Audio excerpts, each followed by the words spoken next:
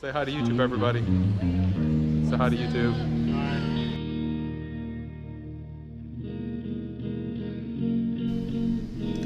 That did not go as planned. You boys like Mexico? Yeah!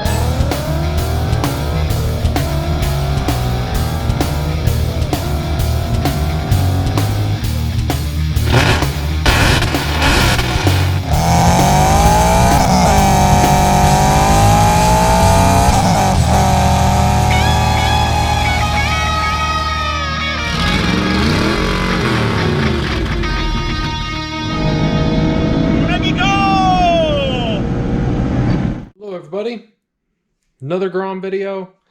What we're doing tonight, amidst this thundering storm, got a narrowband AFR meter to put on here. This is the Koso, if I pronounce that right, the Koso Mini, just a little air fuel one. And it's supposed to be plug and play for the Grom. And it basically splices in between the, forgive me for not having much space, but Groot is back here behind the FRS. And so it basically splices into the O2 sensor. I honestly am going to have to look. Good Lord, we can't see for nothing, can we? Better, not better? So I'm gonna have to like actually pay attention and read something, because seriously don't believe that that's it. Doesn't matter, we'll figure it out. So we're gonna wire this in, and I need to figure out where I want to put it, because I would actually like to have a little bit more of a gauge cluster here. I don't know if maybe I can make something, or maybe clip it onto here or something. I'm sure we can figure it out. But I want to get the little AFR gauge up here so I can watch it. And I'd honestly like to move the EJK controller a little bit more accessible, because as it sits, and by the way, how awesome is this new seat? Currently it's under here. I'd like it to be a little bit more accessible so I can get to it and stuff, but we'll get to that when we can get to that. As far as where we're going to put the AFR for now, I might be able to get it down there, stuck down there or something. Ideally I'd like it here, but anyway, that's where we're currently at as far as tonight's video.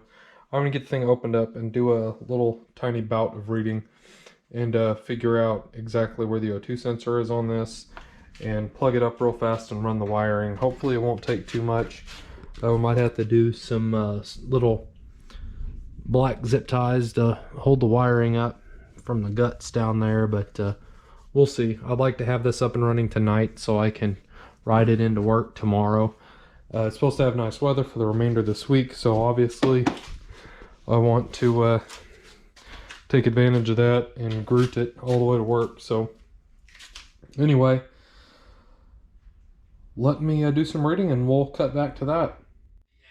So we're on the right side of the bike, and if you follow, sorry, I'm in the light. Here's your O2 sensor. It's actually on the right side of the engine cylinder head, right above the exhaust. So you follow the wire up, and it actually comes right up under here. You can actually pull that wire down, and there's where we want to be. And I can see where there's tape, and I'm assuming this is where the EJK is plugged into. So we're going to take this harness, and it splices in between this. So I don't know if we can do this on camera without me dropping it. So here's what we'll do. It should be, well, yeah. There, it's close enough. So we're going to plug in there. And plug in there. And that's going to intercept. And what I'm actually going to do is I'm going to pull the side panel off because I want to wire this better. I don't want to just tape stuff up. And I don't know how many of us have removed these plastic panels 35,000 times like I have already. But since it's not on another video, may as well fill a little bit of time here because this install is not going to take long. And there's 3 of those. And if you're like me with the Chimera intake, the bottom one on the front section holds the fairing support bar, hence me holding it. And anybody that's curious, the episode that I'm watching is, I believe, the 3 track cars that you can drive daily, the Mercedes,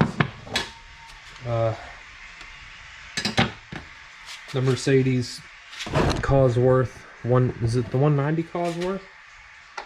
And Richard, of course, has an M3, and Jeremy has the Ford Sierra Cosworth. So there's 2 Phillips screws down here.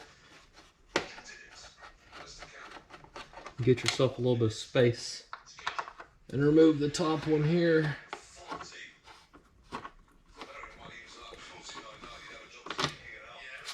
Then there's the one up top here. I don't know how many times I've already removed this panel. Then there's a 10mm bolt on the rear fairing here, which you can pull, and that loosens this here. So once that's loosened up a little, you can grab this 10 up here. Now there's one more Phillips screw and 2 of those cute little push pins up front, if you'll excuse me. And there's one there. I can get the screw to come out. Then our 2 cute little push pins.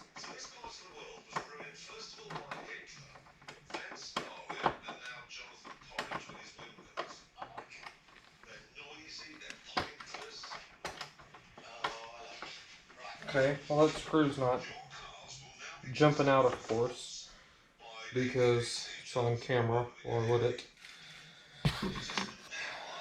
So I grabbed everything correctly first go around for once.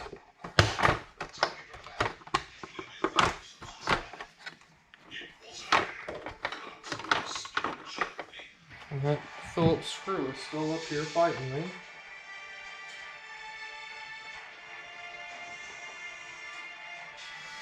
Victory.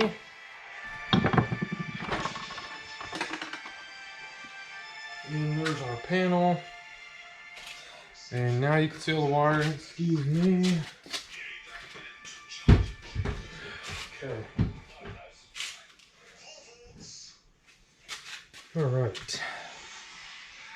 So, wow, yeah. So now we can see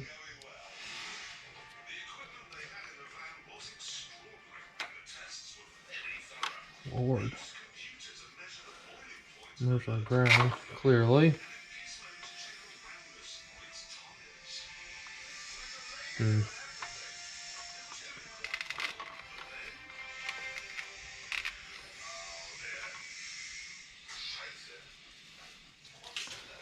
Alright, so well, first of all,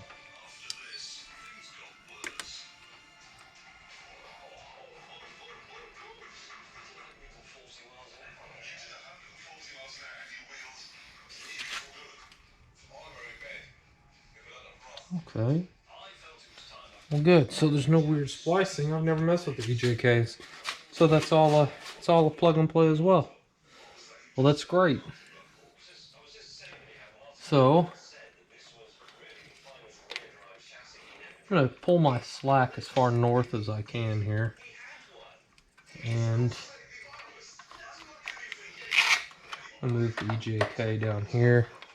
So let me go get the rest of the wires, and it actually should be fairly straightforward after that. We're gonna plug it in here. We're actually gonna go up front and we're gonna pull the headlight off and stuff for grounding and getting to the ignition for the keyed power. And we're gonna ground it up front too, probably near the horn, somewhere I imagine there's a ground. And we'll probably try to run our wiring up the tank here and come out somewhere up here. Ooh, and I get to see my cute little intake and everything. Okay, so let me get the other wiring harness and see what we need to do up front. It shouldn't be hard to pull the stuff off the headlight. I'm gonna try to scoot the bike back a little bit so we can get up front, see a little bit better with what we're doing. In time, I think what I'm gonna end up doing is I'm gonna make like a real small little, like a little dash plate where I can stick the EJK on or put it in a more accessible place. But I'll do that another time. But so far, I do want the AFR where I can see it. So I digress, like I always do. Let me grab the other wires and get up front, move the bike back. We're gonna pull the headlight off and see about finding our positive and negatives. The headlight comes off with 4 bolts, well, I guess, you know what? I don't feel like being dictated by all the crazy different lingo. So there's 4 of the Allen headed bolts. There's one 8mm bolt that goes in the bottom, and then there's this weird little plastic push clip that everybody I've seen breaks the first time they move it. So underneath the headlight, this is right here our ignition wires in this little dude here. And if I can get that pulled up so we can see it, that yellow black one right there, that is our, let's see, there we go, that is our switched positive, and that's what we're gonna tee our switched positive into, and our horn ground is gonna be down into there, but we'll get to that. I'll put a little female clip on there, and not female, a ring terminal, and we'll put that down there. So I ran the wiring like we talked about already. Hold on, I hate working in the back of the garage. So here's all of our clips that we made and all of our plugs, and I ran it up here with the throttle cable, as you can see there, and I pulled it up straight up under the cowling, and I've just got it hanging out of the way right now. So I'm gonna pull the I'm gonna pull some of this shielding back so I can get to the wire, and I'm actually going to, I don't like those little splices that the crimp on. I hate those, always have.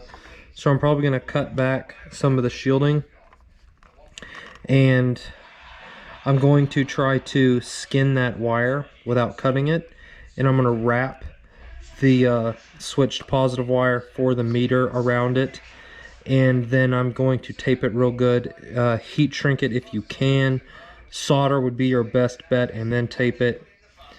I'm awful at soldering. You know, that's what we should really do for the meter, but take your whichever option you want to do, and that's going to be where our positive is. So let me go get my wire. Oh my lord, I can't even think right now. My wire skinners, whatever you want to call them, peelers. apple peelers, I don't care, whatever.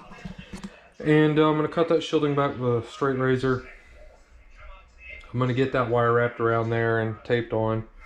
And when we cut back, I'll have that on there, and I'm going to put the headlight back, most likely, because that's where I want to put the ground, right there where that bolt is. Right here is where I want to put that on. So I don't know where the actual ground comes up for that. It comes up here into the harness somewhere, I don't know. But I'm going to ground it right behind that bolt. I'll put a ring terminal on it. So actually,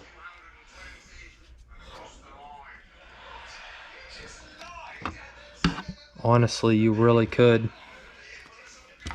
put it right underneath there, because that's just a wire tender. Might do that. Yeah, I'm going to do that. That'll be protected by the headlight. So I'm going to put it behind there. Needs a smaller ring terminal. So let me go get the wiring stuff and get this set up. Okay, well, it wasn't the red and white striped wire. It was the all black wire that was a switched ignition. So I had to fix that and reseal the black and yellow wire, and then splice our power wire back in. And I've literally taped everything backed up as tight as I can. I've taped the whole harness, including the little white plug that plugs up. And I've just tended my wires back. Black zip tie for the extra wire, and I put it behind this clip. And these two plugs are just from the headlight. So we want to make sure everything works. As you can see, everything is off. And when it all comes on, and there we go. So I'm going to look at different areas where I might want to mount this. I'd really like it somewhere in the middle, somewhere where I can see it pretty easy. Ideally, somewhere around here or something. But I'm going to have to look at that a little bit farther.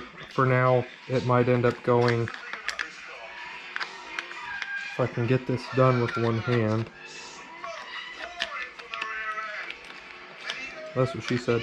Well, it won't fit between there like I thought, so we'll figure something out. Even if temporarily I just put it right there so I can see it for driving and figuring out what I want to do for the future. I do have a set of bars I want to put on this that I actually already bought, and I have a set of levers, grips, and new mirrors to put on it, but that might be a conglomerate video later of changing all the controls over to where I want them. So for now, I suggest, if you're wanting to actually mount this permanently like I am, you could make a small piece of aluminum that would bolt in under here or clamp on to the bar here and mount this. Sorry, my allergies are killing me. There's a lot of places where you can mount it. It came with a little sticky Velcro thing, and I might just, like I said, just stick it somewhere for now until I find a better means. So I'm gonna put the headlight back on. I have to plug these in, and then it's the 4 bolts here and then the one up in the bottom. So I got the bike back together, and what I ended up doing was I actually used a Velcro sticky stick, and I'll put it right here until I get a chance to make something a little bit better, because I want an actual heat gauge on here too. So I'm going to want a couple different gauges. So I'm not done with that yet, but for now, that'll be good for the foreseeable future. And this is temporary, so I can tune it while I'm riding it tomorrow on my way to work. And obviously that tucks back in here, but for now I have it out so I can tune it while I'm riding, as I say. And it comes on like it's supposed to. And like everybody says, everybody idles about there for some reason. And they said it's better when you ride it, so when we ride it, we'll see what it does. But that was the install. It's actually not hard at all in any manner. The hardest part is removing enough plastic and splicing into the wire. So that's pretty much it. That's all there is to it on this. And there we go. Another Grom mod done.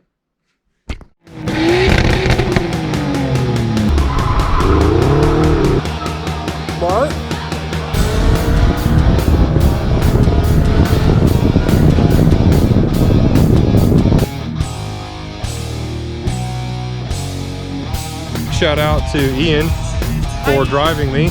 Say hi, Tyler.